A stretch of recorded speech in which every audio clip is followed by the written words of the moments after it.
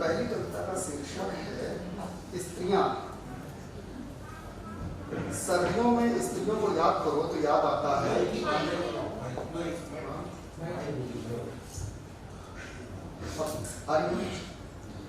स्त्रियां।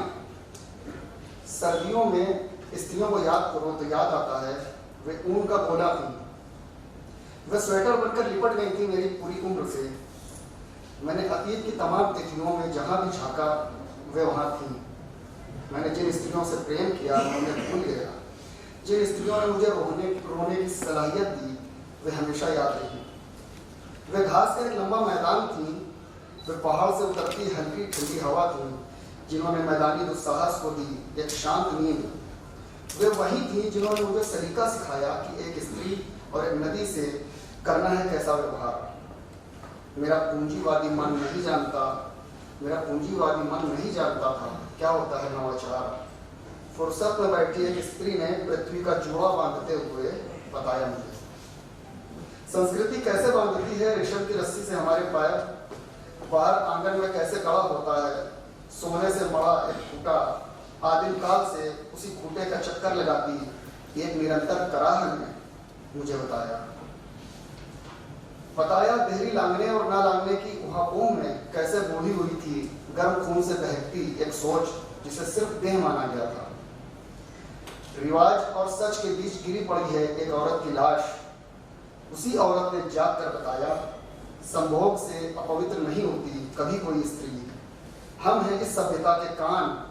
जितना इतिहास जानते हो तुम इस सभ्यता का उतना ही लंबा इतिहास है हमारे सुनते रहने का।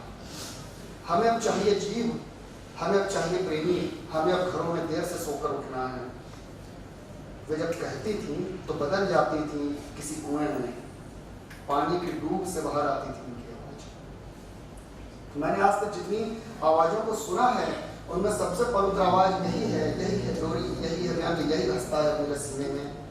वे जब नहीं बोलती थी तब भी वो दुनिया को सिखाती थी कि अपनी चुप के भीतर से भी कैसे बना लेते हैं एक भाषा। वे अपने समूचे समय पर किसी व्याकरण का हस्ताक्षर होती थी। मैंने समय के चेहरे पर ढूंढने चाहे उनके हस्ताक्षर तो पता चला कि भाषाएं उन्हें नहीं जानती थी। वे बहुत लंबी सड़क थी। सभ्यता उन्हें रौंदती हुई निकल गई थी बहुत आगे। वहां तरफ सिर्फ चीखें जा सकती थी आवाजें नहीं। वे जिज्ञासाओं का महासागर है सागर है। आप उन्हें कबाड़ का एक ढेर देकर देखिए वे उसे घर में बदल देंगी। वह घर जिससे अपना आकार लेती है एक पूरी सभ्यता। अगली कविता का शीर्षक है उस दिशा में शब्द की एक अटक है। एक ऐसी जगह है जहां हमारे पैरों के नीचे हवा है और गले में नमी। वह जगह हमारे स्वप्नों में शामिल नहीं है पर उसके संकेत मिलते रहे हैं स्वप्न में। एक उनींदापन जब घेरता है रात के प्रथम पहर में मैं अपनी स्मृति में जमा उस नमी का एक हिस्सा लुटा देता हूँ। सुबह आती है और पहचान लेती है कि मेरी देह छिली है नमी में घुले नमक से। अब मिलन चाहिए शहद को तरसती है देह को। क्या सुबह की शुरुआत में ही कह देना चाहिए प्रेमिका को कि मुझे तुम्हारी लय पसंद है। तुम सड़क को, आकाश को, स्मृति और बारिश को जिस तरह से देखती हो देखो मुझे उसी तरह। क्या कहना चाहिए मुझे कि तुम्हारे देखने में शामिल है समय विहीनता। क्या यह भी कि मैं कुछ देर ही सही पर मिल जाता हूं तुम्हारे देखने में खुद को। एक ऐसी जगह है जहां हम तुम हैं अपने ना होने में ही। यह एक स्मृति है, यह वादा है। यह एक धागे की तरह हमारे धैर्य के मोतियों को पिरोता है एक साथ। हमारा वर्तमान कुछ भी हो हमारी तुम्हारी जिद के हाहाकार से ज्यादा नहीं है। हम यथार्थ में टूट हैं एक अबोला है। हमारे गले में चुप की एक सर्पमाला है। हम बिछड़कर शोर हैं प्यारी, हम अधैर्य हैं। हमारा मिलन एक तीर है चुप की धज्जियां उड़ाता हुआ। हम पानी की लय में ढूंढेंगे प्रथम मिलन की स्मृति। हम मिलकर एक दिशा में देखेंगे। उस दिशा में शब्द की एक अटक है, पहाड़ का प्रसव है।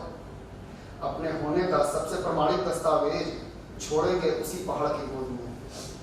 हवा के कान में कहेंगे तब हम स्मृति की संतानें हैं, हमें बड़ा नहीं होगा। अगली कविता।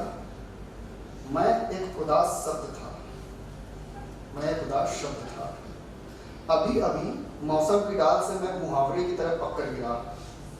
मैंने देखा उससे पहले मैं एक उदास शब्द था। अभी अभी सोच की एक अंधेरी सुरंग में मेरी भटक ने मुझे देखकर अपना हाथ हिलाया। मैं सोच की जड़ से टूटकर बाहर निकला। अभी अभी सन्नाटे के एक सहनशील मैदान में आवाज के धमाके से मैं गिरा। मैंने देखा सन्नाटे के उस मैदान में मैं जिंदा बम की तरह घूम रहा था। अभी अभी दिन की निरस्ता में खबर की एक बारिश है। अब लोग मेरे बारे में बातें करने लगे हैं। अभी अभी मैंने देखा। पहले मैं गदना सा आदमी था, मैं अब एक घटना हुआ। अगली कविता का शीर्षक है कला यूं ही चली आएगी मेरे घर। कला यूं ही चली आएगी मेरे घर। मेरा दुख आकर ठहर जाता है मेरी देह पर। मेरा दुख नदी है, मेरी देह उसे संभालती कोई घाट। बुखार एक नींद की तरह उतरता है मेरी देह पर, फिर जाग होती है, फिर मेरी देह हो जाती है एक नदी। इसी समय मुझसे मांगा जा सकता है बहुप्रतीक्षित मोक्ष, डाले जा सकते हैं मुझ पर अनेक दोष, की जा सकती है मुझसे अनंत आदिम प्रार्थनाएं। इसी समय मैं छीन लेता हूँ तुम्हारा तिथि रोज। संध्या और प्रात के भ्रम में मैं उड़ता हूँ ठीक इसी समय। संध्या और प्रात के भ्रम में उड़ता हूँ ठीक इसी समय। बहुत धीमा एक आलाप गूंजता है मेरी ही देह के किसी छोर से। इसी सभ्यता में मैं भूलता हूँ, इस सभ्यता में इसी समय मैं भूलता हूँ, इस सभ्यता में होती है कहीं भी कोई मृत्यु। या फिर भूलता हूँ कि शून्य किसी खाली जगह का नाम है। अब हवा एक ऐसी चीज है जिसमें भार है। मैं अपने दुख का भार भूलता हूँ। अब मुझे किसी रियाज की जरूरत नहीं। कला यूं ही चली आएगी मेरे घर। यहाँ उदासी भी तब सुख की तरह जानी चाहिए। अगली कविता है किसी भाषा में एक शब्द है। एक अनंत है मुझे देखता हुआ, एक अंधकार है और साथ की पहली बूंद का प्रसव झेलते हुए। एक लकीर है अपने समाप्त होने के भय से भरी हुई। एक दिशा है जो एक बच्चे के चक्कर खेल में कहीं भटक गई है।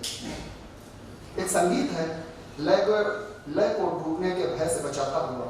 एक जीवन है जो औपचारिकताओं से हाथ छुड़ाना चाहता है। बहुत सारे रंग हैं मिलकर एक दृश्य को रचते हुए। एक भटक है कहीं बस जाने के स्वप्न से भरी हुई। एक कविता है जो कभी समाप्त नहीं होती। एक इच्छा है मेरी जो पूरी ना होने पर भी सुख देती है मुझे। किसी भाषा में एक शब्द है अबोले की आंखों से झांकता हुआ। मैं उसका अनुवाद नहीं चाहता हूँ। किसी भाषा में एक शब्द है अबोले की आंखों से झांकता हुआ। मैं उसका अनुवाद नहीं चाहता हूँ। दृश्य में एक गाढ़ापन है उदासी के रंग को हल्का करते हुए। एक प्रस्थान है जो किसी और जगह पर आगमन की आवकत रच देगा। बहुत सारी चीजें हैं जो बदल रही हैं। इन्हीं रद्दोबदल के बीच एक आस है जो कभी नहीं थकती। आस से भरी आंखें देखती हैं जिस दृश्य को। अपने बीतने में वह सबसे धीमा है। एक आवाज है जो पुकार के व्याकरण में बदल जाएगी। पानी की बसावट में एक पत्थर गिरेगा और याद की एक सुरंग बन जाएगी। कल्पना का कैनवास होगा जो नहीं हुआ होगा, वहां उसके होने का रंग मिलेंगे। अगली कविता और अंतिम कविता। तुम एक बहाना हो। प्रेम करने की सारी संभावनाओं से मिलकर बना एक आकाश जिसके नीचे कराह बहुत गहरे दफन है। प्रतीक्षा सबसे ऊंचे पर्वत से भी ज्यादा ऊंचाई तक उगी हुई है। एक चेहरा जिसे देखकर एक गीले मौसम के आने की भविष्यवाणी हुई थी और अभी तक नहीं आया। त्वचा जिसे छूकर कई बार एक आत्मा का तापमान जान लेने का दावा किया जाता है। एक चुप्पी जिसे देखा गया है हमेशा ही शंका से। सच जो इतना निर्लज है बिना गवाही के माना ही नहीं गया। रुलाई जो जानती है धिक्कार के सारे व्याकरण।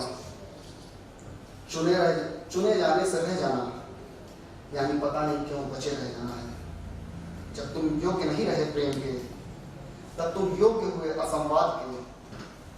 भाषा जितनी भी जान लो, अब तुमसे कुछ कहा ही नहीं जाएगा।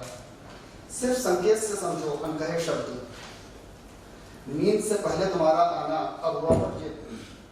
स्वप्न के लिए भी शापित हो तुम जिससे मिलने के पहले बहाने थे बहुत सारे। तुम जो पहले एक शहर में बदल जाने की शपथ थी, अब तुम एक तर्क में बदल जाने की क्रूरता हो। प्रेम जिसका हाथ छोड़ देता है, फिर उसका हाथ एक प्रश्नवाचक चिन्ह पकड़ लेता है। एक बहुत बड़ा परिसर होता है जिसमें नहीं होती कोई बातूनी भाषा। रक्तचाप का कोई शोर नहीं, यह नदी सिर्फ कथाओं में आती है। मिलने की आशा से बनी कोई तारांकित दिनांक नहीं। सुनो, मैंने घायल चिड़िया के पंख देखे थे अपनी उड़ान में थकते हुए। मुझे पता था उसके बाद ही शुरू होती है पीले पड़ने की उम्र। मैंने उठने वाली करहा को बहुत पहले ही भाप लिया। मैंने अपने आंसुओं से ओस के बादल बनाए। यह मेरी ही कला थी कि सोख ली तुम्हारी करहा की अंधहीन पीड़ा। दोस्त, फिर मेरी पीड़ा के तार कभी ठीक से नहीं बैठे। फिर मेरे एकांत में संवाद करता एक समुद्र भूल गया अपनी भाषा। तुम एक मुकम्मल कविता थी मेरी जान, और मैं एक मनहूस पहला ड्राफ्ट। यह संपूर्णता के पागलपन से बौराई सभ्यता है। भाषा के शुद्ध होने की अति से लेकर पर्सनैलिटी के नापजोक से बनती थी यहाँ सोसाइटी। फिर मेरी जान, संपूर्णता की एडिटर कैची से हर बार तय हो जाती थी मेरी मृत्यु। मैं कविता की तरह कभी सामने आ ही ना पाया। यह अकेले हो जाने के दिन थे जिन्होंने मुझे इतना विनम्र बनाया कि मैंने यात्राओं में सबसे अंत में कहा अपने साथियों को विदा। मैं सबसे देर तक खड़ा रहा उनका प्रस्थान देखते हुए। मैंने सबसे देर तक हिलाया अपना हाथ। मैं जटिल तो था पर बहुत मासूम भी। तुम अपने शिल्प में असाध्य थी, मैं बहुत मुलायम। मैं हर साँचे में ढल जाता था दोस्त। तुम अपने साँचे में अकेले रह जाने का एक बहाना थी। असल में हम कभी ना मिलने के लिए मिले थे।